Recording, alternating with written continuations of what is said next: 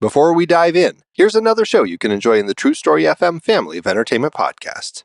Do you ever get to the end of a movie where the hero had to make a difficult choice, and all you want to do is talk to people about whether they made the right one? Watch an episode of Star Trek and spend the next few days thinking about the rights of synthetic beings like Data and the Doctor. I became a co-host of the Superhero Ethics podcast because I love those questions, and the people at Wendy's are tired of hearing me talk about them. We're not a review podcast.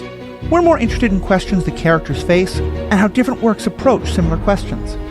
Sometimes we'll even go behind the camera, talking about how on-screen media gets made and how that affects what questions get asked, which ones don't, and who gets to ask them. We hit a wide range of media: movies, TV shows, books, and video games.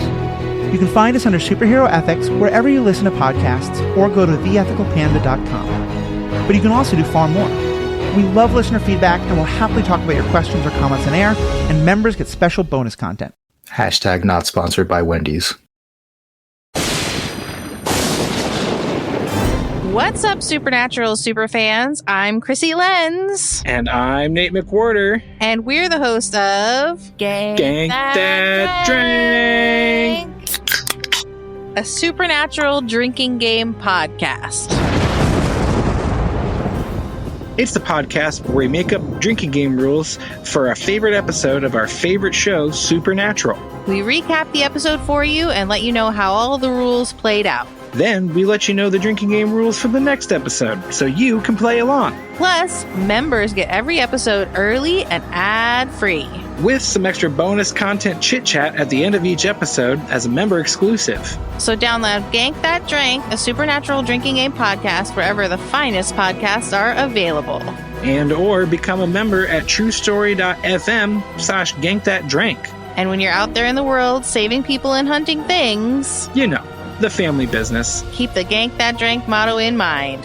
Be excellent to each other and party on, dudes.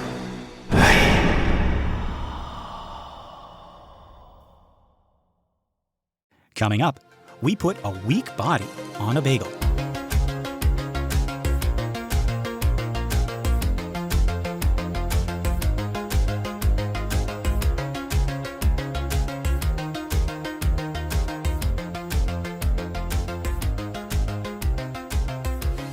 Greetings, Verse Jumpers. I'm not Lester Ryan Clark. And I'm not Keenan Diaz. We're another version of them from another universe, and this is another episode of Every Minute of Everything Everywhere All at Once, a show where we attempt to explain, evaluate, enlighten, and elucidate the Academy Award-winning film Everything Everywhere All at Once.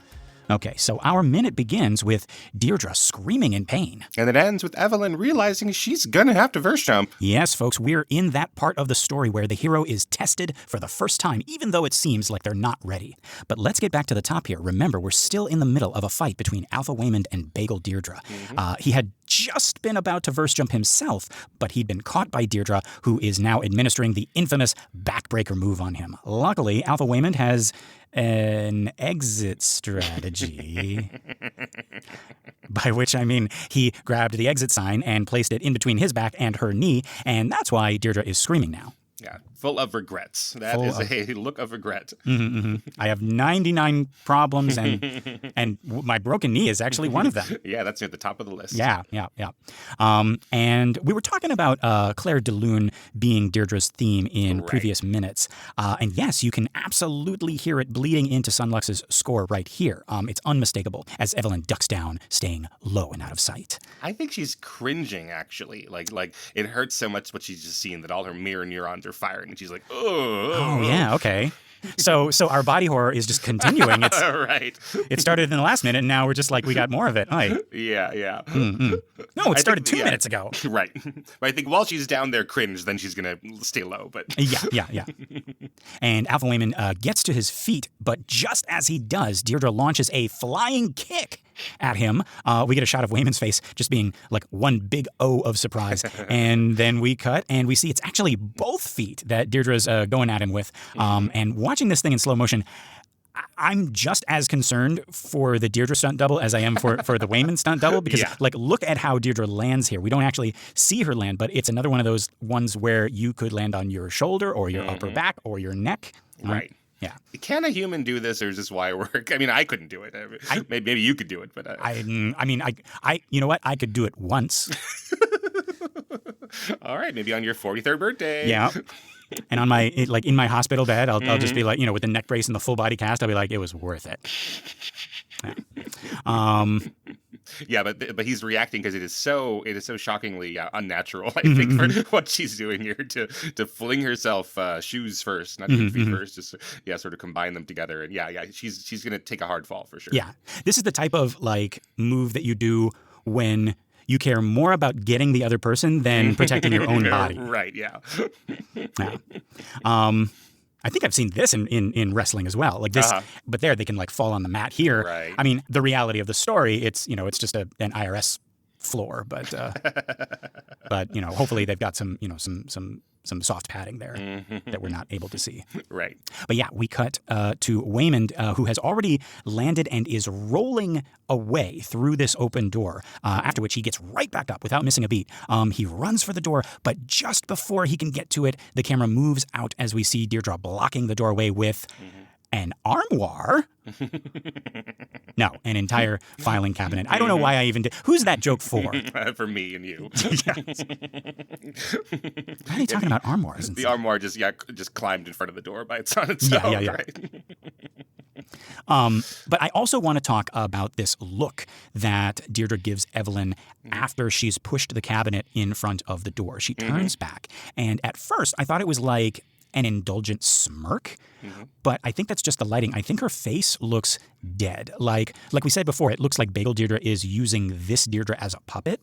So she's essentially peeping out through a Deirdre mask. Very nice, very Michael Myers. Yeah, I see what you mean. I do. It's hard for me not to read emotionality into it, but there isn't anything going on really that Jamie Lee Curtis is doing, right? But yeah, it feels like she has just checkmated her or something, right? And she's turning around, and so it's hard not to read it as triumph. Right. It's like a smile, but it's I don't know how to describe it. It's not in motion. It's not reactive. It's just there. It's like her face froze, after she said a quip or something. Right. Yeah, and I don't want to leave out how strong she has to be to pull this filing cabinet over. You and I both work in a school. Have you tried, hey, let's rearrange this office, and then you go and I moved this filing cabinet when there was nothing in it 10 years ago when I got in this classroom, and now it's full of papers. Oh, never mind. This will not budge an inch. Yeah. Let's not forget, folks, that this is not an empty filing cabinet. This is full of files. I have had to rearrange my bookshelf in my office several times because of redecorating, repainting, whatever. And I never learned my lesson, which is, Lester, it'll be much easier if you take all of the books off the shelf, move the shelf, and put the shelf back. And every single time I'm like, nope, this will be faster. And every single time books and little baubles and stuff like that cascade from the shelves as I'm trying to get this stupid everything across the room.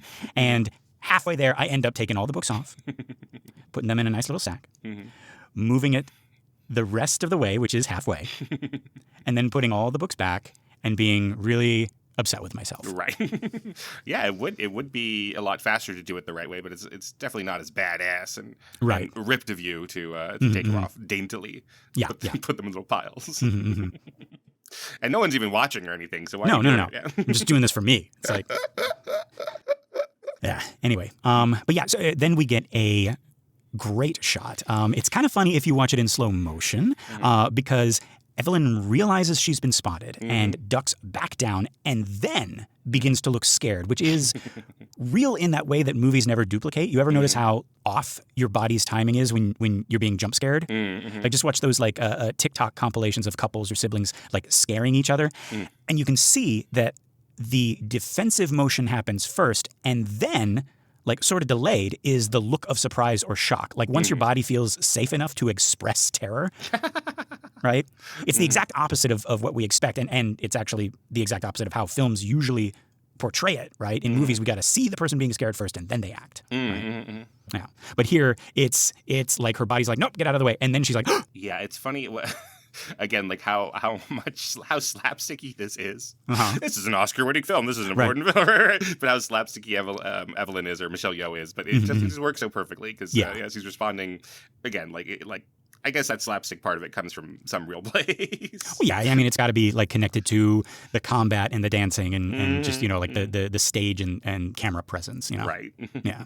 But yeah, as she ducks behind the cubicle, we cut and we see her crouching in the corner, and in the back, now blurry, we see the shape.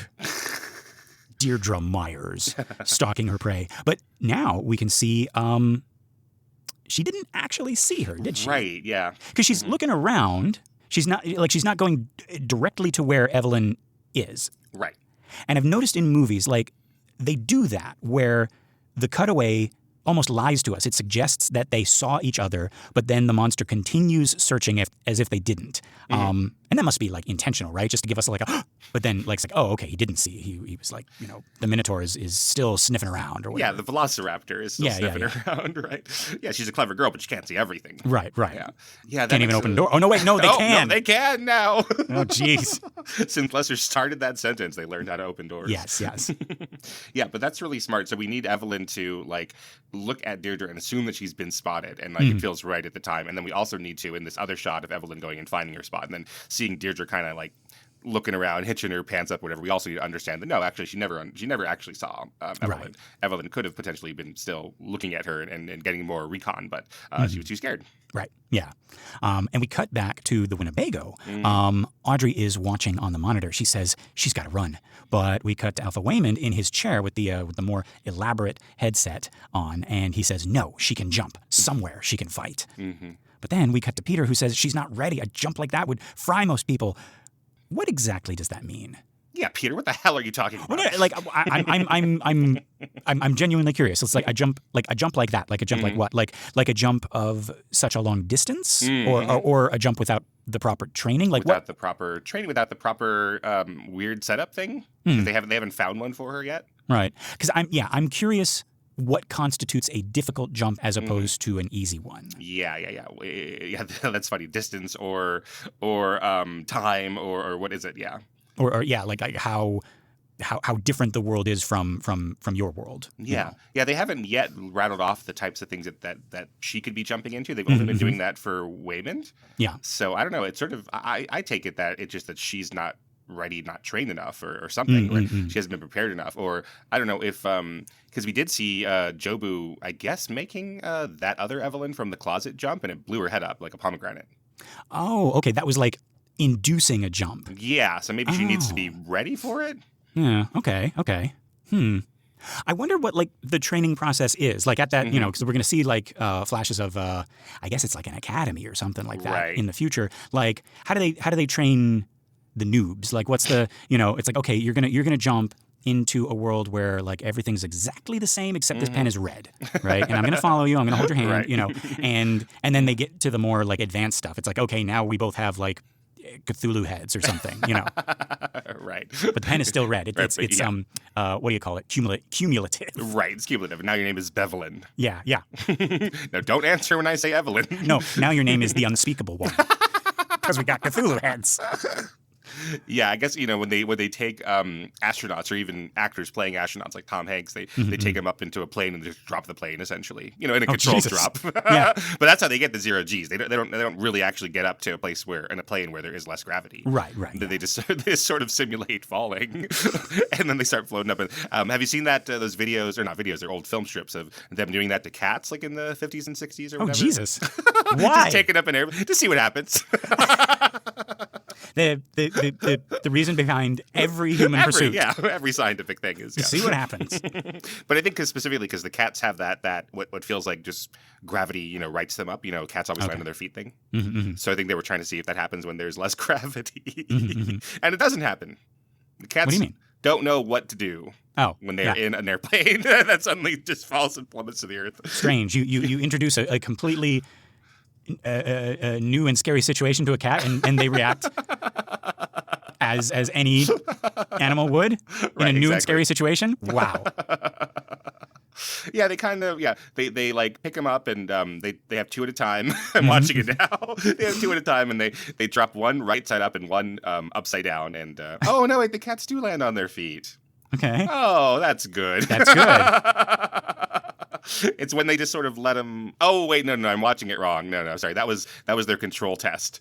Oh, geez. When they had gravity, and now they're dropping them when they don't have gravity. And yes, the cats are as freaked out as I remember it. Okay. Yeah. So that's good. I don't know. I guess we really learned something. Sure. Yes, between NASA and Schrodinger, I mean, what's with scientists and philosophers and their eternal hate for cats? Or their trust that cats will be fine. Yeah, I guess. Yeah. A dog won't come back from this space flight with its mind intact. No. Maybe bodily it will be okay, but its psyche will be broken. Yeah.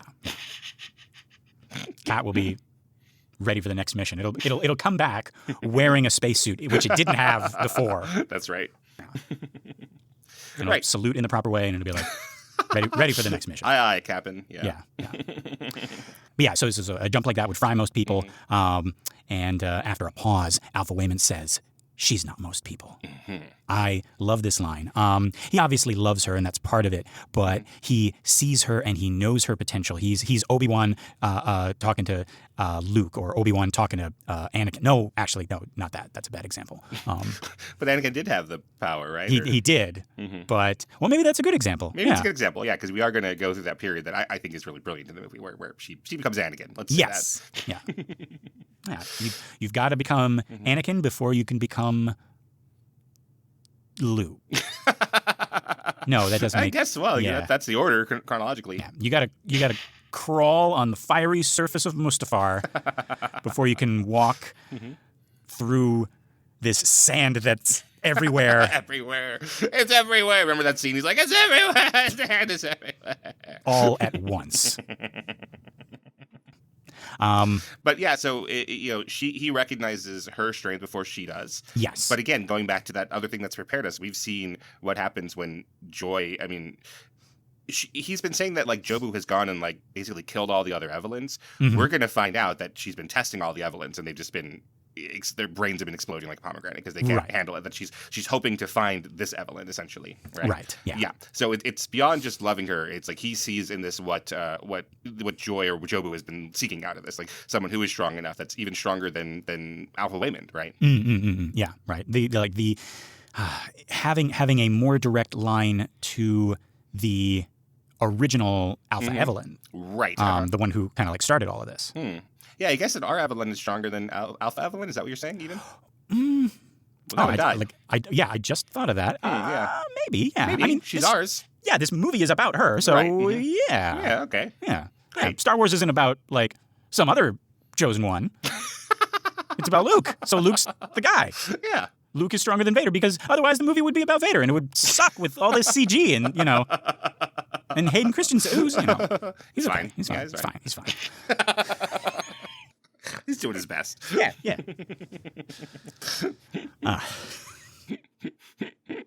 But no, we cut back to the IRS office, and Alpha Waymond is trying to use this Waymond to shove that filing cabinet out of the way. Great abrupt stop of the dramatic music as he slams into the cabinet, and he lets out this pained right? He grabs his shoulder and says, "Damn, what a weak body." I love when actors make fun of themselves in this way. Yeah. Like Jamie Lee Curtis in Freaky Friday, she sees herself in the mirror. She's like, "I'm old," right? I don't know if that's exactly what's going on here. Like maybe just Alpha Waymond is commenting that our Waymond is, like not as strong as he is, but I like it anyway. Yeah, it's not in the script. So this moment exists in the script, but that line is not there. So somewhere between the script and then this shot. So I don't know if Kiwi Kwan came up with that or the Daniels, or whatever. But yeah, they've added this here that he is, shrimpy, I guess. It's interesting, like thinking about the evolution of the scripts, right? Like still originally they're thinking of Jackie Chan and we're going to like, okay, let's all pretend that Jackie Chan isn't Jackie Chan a little bit, right? Right. But then when we get, Kiwi Kwan here, that becomes even more of the joke than when it's Winona doing this, right? Whoever Winona was going to be, whether that was going to be Michelle Yeoh or whatever, that, oh gosh, it looks like a middle-aged woman and she's a superhero, but like Kiwi Kwan does not look like a superhero, right? Like there were probably 30 other Asian actors you could have gotten instead. Who'd be like, okay, that guy knows kung fu or something, and you don't get that vibe from him. Yeah, he has a very specific look. That's I think is perfect for Waymond. Right. Yeah. And he is not someone who can push the filing. He needs to do the Lester special, and halfway through moving the filing cabinet, take everything off the shelf. Right. He's not. Yes. Exactly. Right. He's not Jean-Claude Van Damme, who can like do splits in between the two bookcases. Exactly. As I'm moving them, and I'm like, Jean-Claude, this is not helping. Jean-Claude Van Damme doesn't have bookcases. No. I kid. You know, like Dolph Lundgren. Yes. He's like a scientist or something. Right? What? He's actually like super smart. He just doesn't speak English as his first language. Like if he dies, he dies. Yeah, exactly. Wow. Yeah, he's apparently very smart, but yeah, he's a Fulbright scholar. Oh, geez. Yeah, he's very smart. He went to MIT. He had recorded some of his like workouts at some point, and I was like looking at him on YouTube. He was like talking about leg day, and he was like, "God, I hate leg day," and I was like, "Oh my God, he hates leg day too." Right. When it's thighs, it's thighs.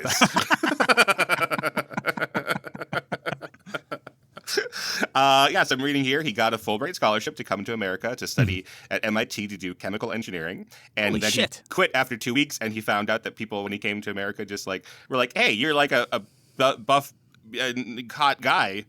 Like, here's a lot of money and girls and, and parties and dancing and stuff. And he's like, okay, yeah.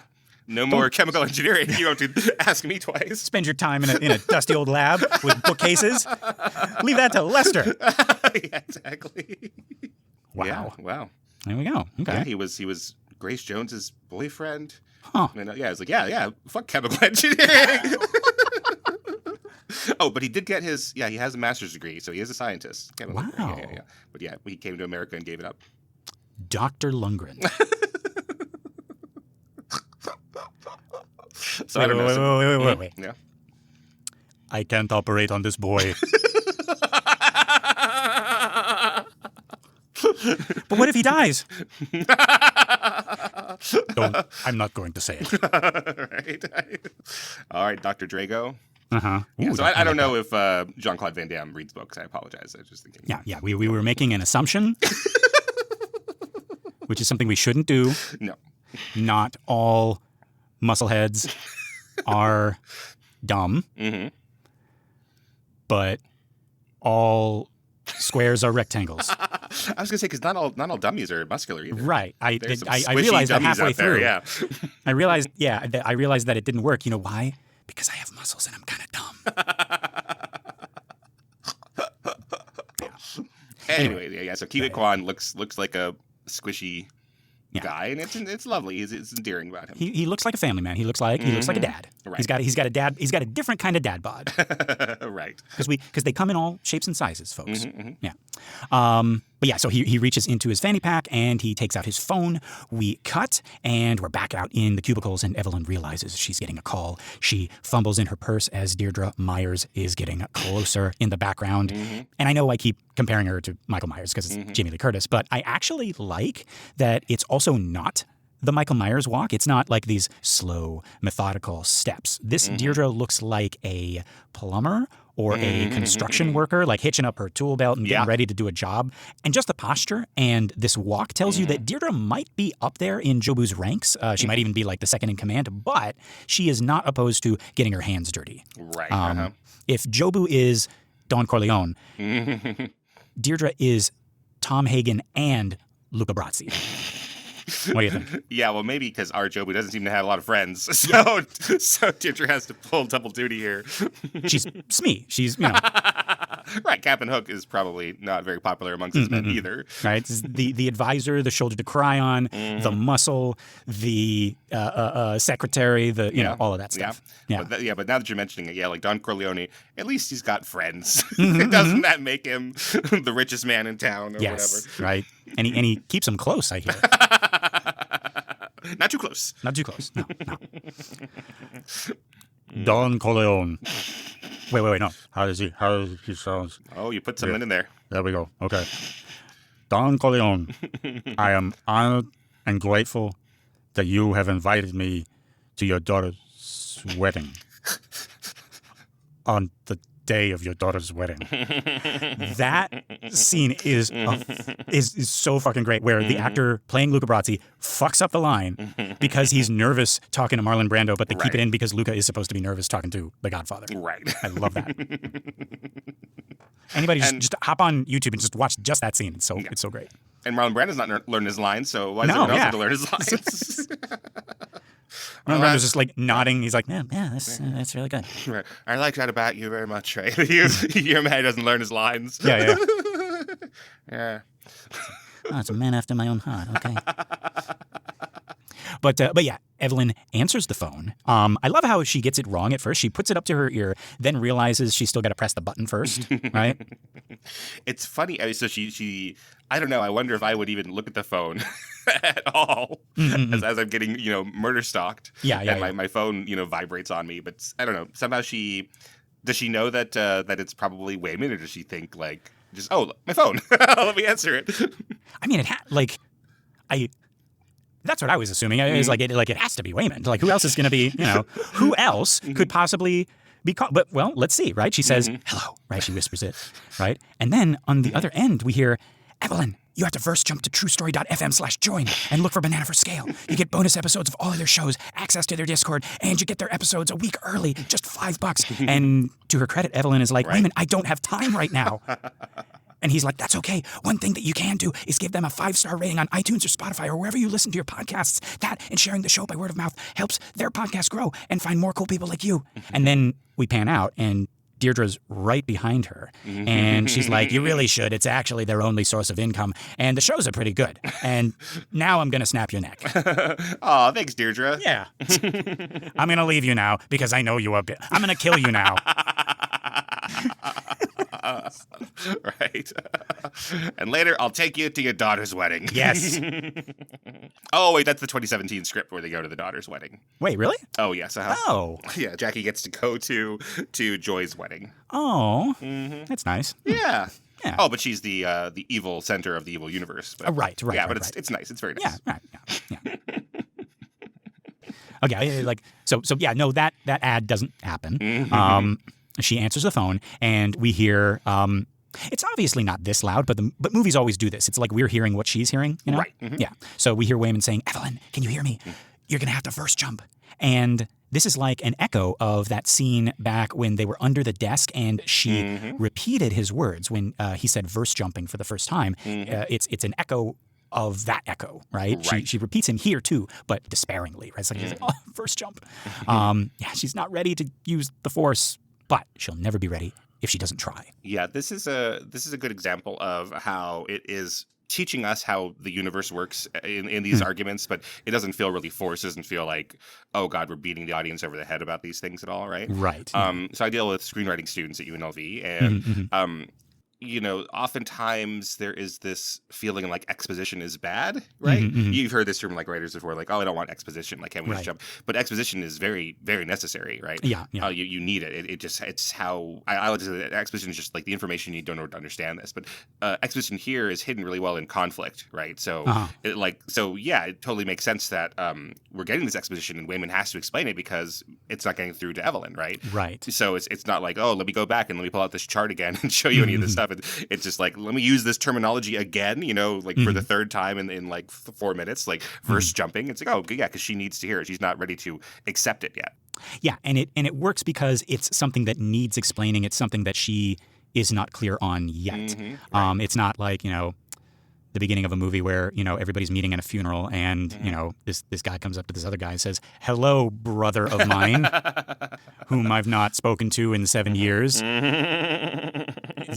Back when, back when the thing happened. Well, I know.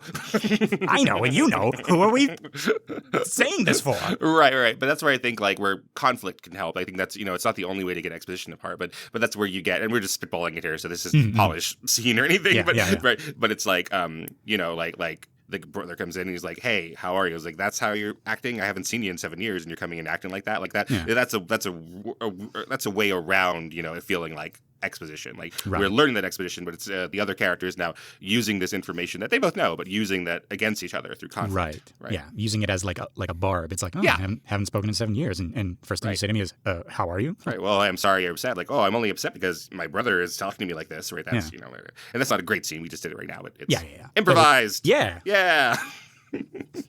Ever since our other brother died in that improv accident. Don't you mention improv ever again. No, you're supposed to guess and me. You're supposed to never guess and me. Yes, and never mention improv again. We both know that's not how that works. We graduated from the academy, top of our class. We got to level 3. Tried to take level 4, and they wouldn't let me. You know how hard it is to get into level 4. Everybody knows. And I like there's some third person. They're saying like, how does a brother die in an improv accident? Well, glad you asked. Well, we both know. We're not going to get into it. Yeah. And frankly, that's not the point right now. No, I really want to know how you died in an improv accident. And by the end of the movie, they realize that there are no accidents in improv. Oh no, that's even sadder. Yeah, actually. Ooh, okay. See what happens when we try to make a movie, folks? Mm-hmm. Yeah. It gets real sad. Uh-huh. Improv suicide is a pretty good name for an improv troupe. I guess it's all of them. Every improv troupe feels like improv suicide. It's always like some animal and then some form of like cruelty or gore. It's like, Squished Cat. Hey, everybody, we're Squished Cat. Perform Mondays and Wednesdays at 5:30 p.m. Right, exactly. Yeah. We're Octopus Meat Grinder. Yeah. Yes, like and follow and subscribe. Mm-hmm. All right, everybody, we're Bat in a Box. Get that bat out of that box. That's their catchphrase. All right, so let's get that bat out of that box. And then a very bitter individual who was rejected from their troupe and has become an improv critic writes something like, I think it's time to put the bat back in the box. Oh, geez, that cuts you to the bone, doesn't it? Yeah, it does. Yeah. But they're still out there. They're still out there asking for suggestions from the audience of locations where you might have a job and ways you might die in an accident. And then someone in the audience says, "Open your eyes. It wasn't an accident." No, don't say that. And this is, they have like an actual real argument up on stage. And it's better than any of their their improv work. Right. Mm-hmm. Yeah. And at the end, they reconcile, they embrace, and our critic friend drops his pad and pen, and he stands up, and he just goes,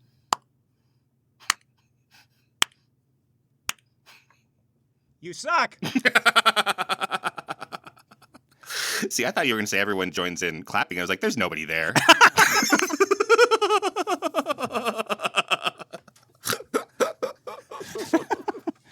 Okay, well, oh, God. The improv trap just never ends. We're just in the tunnels forever. That's right. Let's get out of here. Oh, yeah, let's get out of there. Yeah.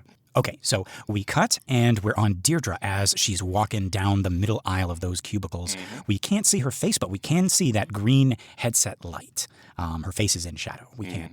But it's like, with this Deirdre, her face is kind of like not important. Because again, it's like it's almost like she's wearing a mask, Oh, okay, yeah. It's the body. It's the shape. Yes, exactly.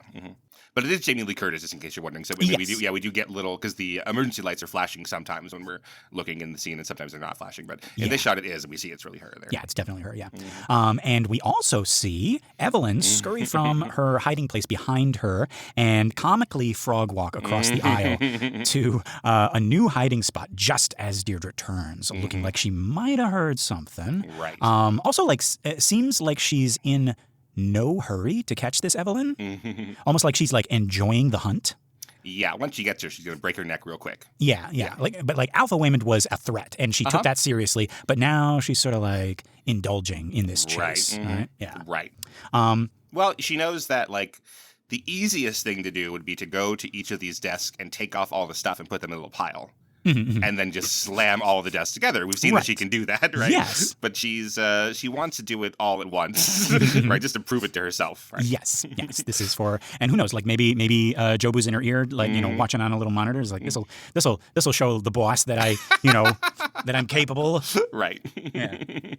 But yeah, we cut to a close up of the earpieces. Hey. Right, because they were knocked out of Waymond's ears when he got the wind knocked out of him. So that's why Evelyn came over here. And so the last thing we see in this minute is Evelyn answering the call. Not on her phone. She already did that. I mean the call to adventure. She didn't want to do it. She's not ready, but she's also not the Evelyn who said, I want to lie here. And that was actually only a few minutes ago. Right. I know it doesn't feel that way listening to us, but but she's already maturing. Yeah, we haven't had Waymond, we haven't heard, maybe it did happen, but Waymond saying like, you have to go get the earpieces. So we just instead have her going up to them and like, I don't know, it feels like she's intuiting like that's what she should be doing. Right. Yeah, she has agency here. Right. Yeah.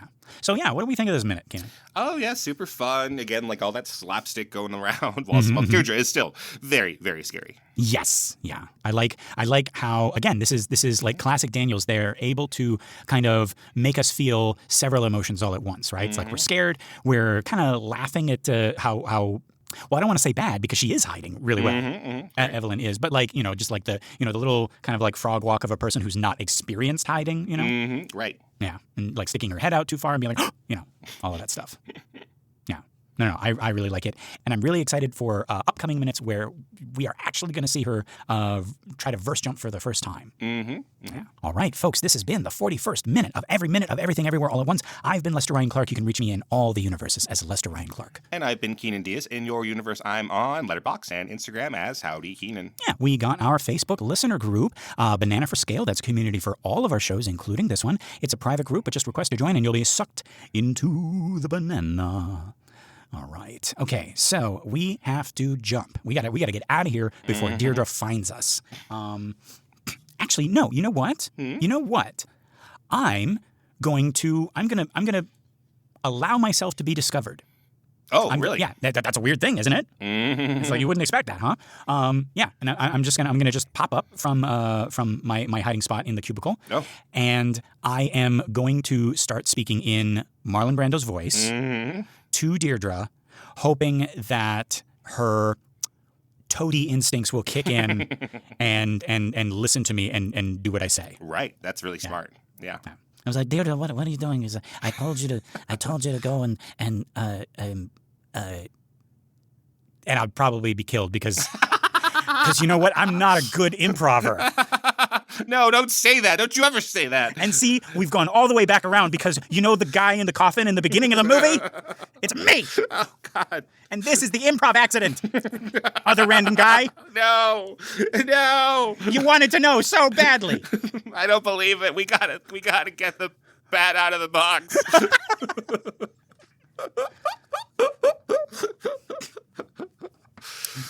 Okay, so that's my thing. Oh, good. Phew. Yeah, well, I'm going to go over to that stairwell, and I'm going to help Waymond get all these files out of this filing cabinet. Oh, yeah, that's really smart. Yeah, and I'm not just going to rip out all these pages. I'm going to, take them each out and be sure that they're still in the exact same order they were before. I'm going to not put them into one big pile, but put them into three separate piles that are all sorted. Because they're three drawers. You got it, yeah. Exactly, right. And so after about an hour of that, we'll be ready to move this filing cabinet. Yeah. And you, of course, will already have been dead. Yes. 3 hours ago. Oh, what a terrible accident. All right. Okay. Keenan, are you thinking what I'm thinking?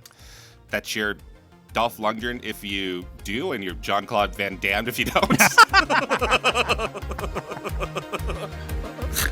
That's perfect.